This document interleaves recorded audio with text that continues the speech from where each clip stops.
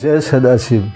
आज हम शिव महिमा का गुणगान करते हुए यह जानेंगे कि परम पिता परमात्मा सदाशिव हमारी व्यवस्था कैसे करते हैं।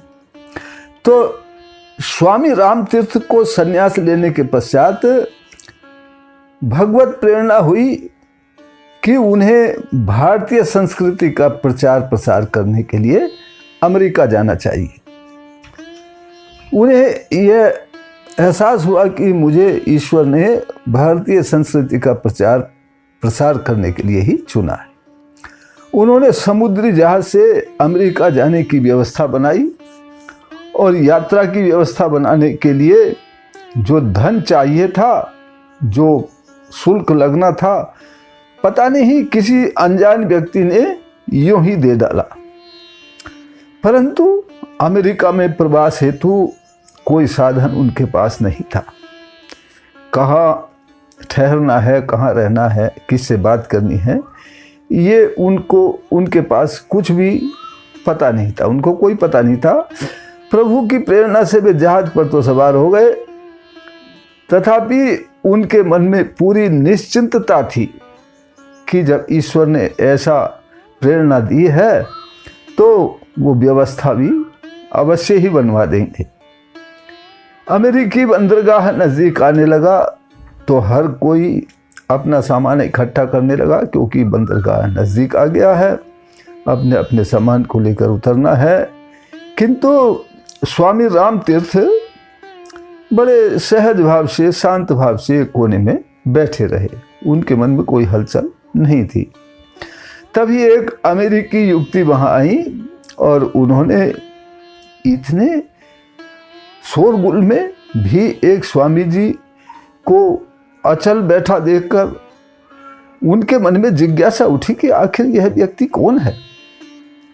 देखिए प्रभु किस तरह से किसी दूसरे को प्रेरणा देते हैं। उस व्यक्ति को प्रेरणा हुई कि जानने की कि यह व्यक्ति कौन है, जिसे सारे संसार के जैसे कोई परवाह ही नहीं है। लोग इधर उधर सामान समेट रहे हैं और वो निश्चल बैठे हैं। उसने स्वामी जी से जाकर पूछा, आप कौन हैं? तब स्वामी जी ने कहा, मैं तो कौन हूँ, एक अलमस्त फकीर हूँ। उस युवती ने फिर पूछा कि आपके पास कोई सामान नहीं दिखाई पड़ता है, तो आप अमेरिका जा रहे हैं, अमेरिका में आप कहाँ ठहरेंगे? आपका कोई अमेरिका में किसी से परिचय है? तब स्वामी जी ने एक बड़े ही सहज भाव से उत्तर दिया, फकीर को संपत्ति की या सामान की आवश्यकता तो है नहीं, सारा संसार ही प्रभु का घर है।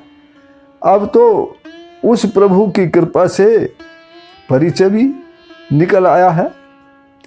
युवती बड़ी आश्चर्य में पड़ गई।